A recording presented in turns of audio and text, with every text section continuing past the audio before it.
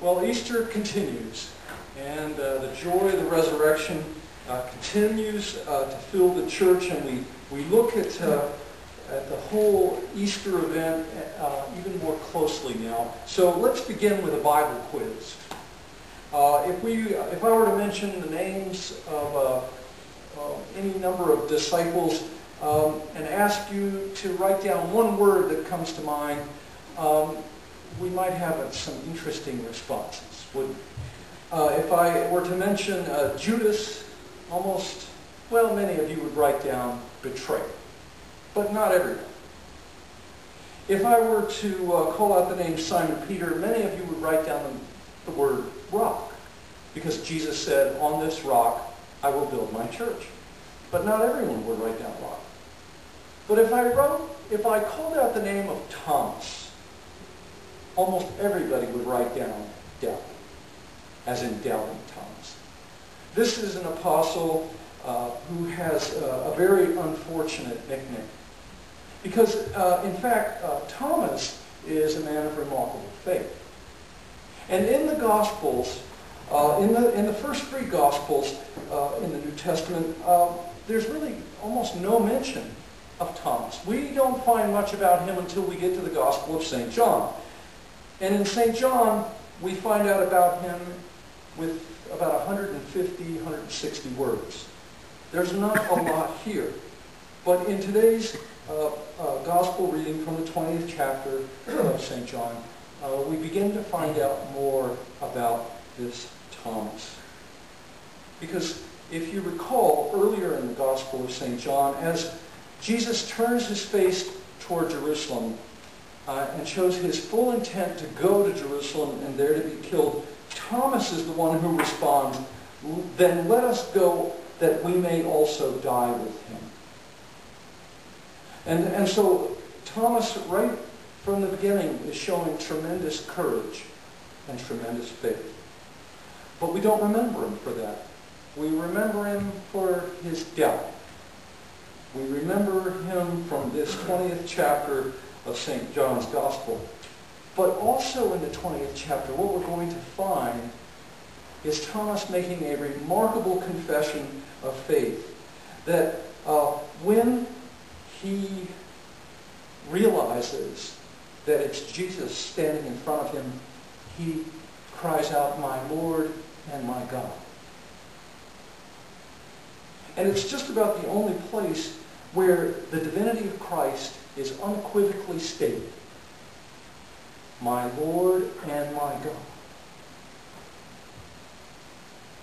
And Thomas says this with such incredible conviction. It's as if he was saying 2 + 2 = 4. That kind of conviction. No doubt, absolute certainty. And so when you hear "my Lord and my God" said with such certainty, how can you think of him as doubting Thomas? But we do. So it's an unfortunate part of history that this is what Thomas is remembered for. So let's think again about this scene and what has led up to this. Thomas is not present in the upper room when Jesus first appears. And so he refuses to believe it. "Oh no, I'm not going to believe it unless I see it." My mother-in-law, former mother-in-law, once told me she would not believe in the birth of Jesus until she saw a photograph of it. And I always wondered about that because it would only prove that another baby boy had been born. Where, he didn't glow when he was delivered, okay?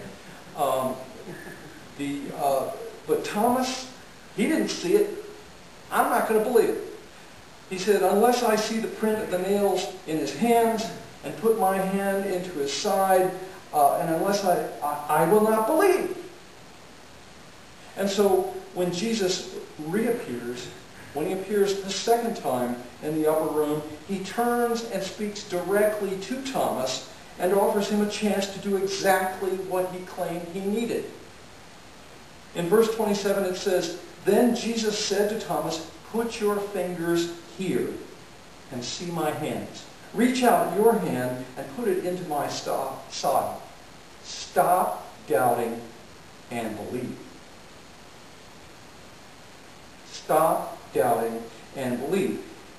And Thomas is overwhelmed, and he says, "My Lord and my God." And my spiritual director once put it to me. She said, Sister Noel said, if you have a problem, a really serious doubt in God, ask him to prove it to you. Ask him to show you. And often he will. Often he will. Now there's something else that we have to see in this scene that helps us realize the importance of what Thomas is saying when he confesses Jesus as Lord and God. When you get back home today, go into your pile of newspapers, if you haven't thrown it away, and pull out the religion page from Saturday's paper. Would you do that? And start looking for all those fancy church ads that you sometimes see in the Saturday paper. And you're going to find congregations spending a lot of money on some really slick ads with some really great wording, and they're going to be talking about magnificent choirs and spectacular preaching, giant parking lots, family life centers, sensitive child care, and without saying it, what they're really telling you is, we got big budgets, and we can provide what you need. Come on down. But there are other churches. There are other churches who are not advertising there, who have nothing. Absolutely nothing.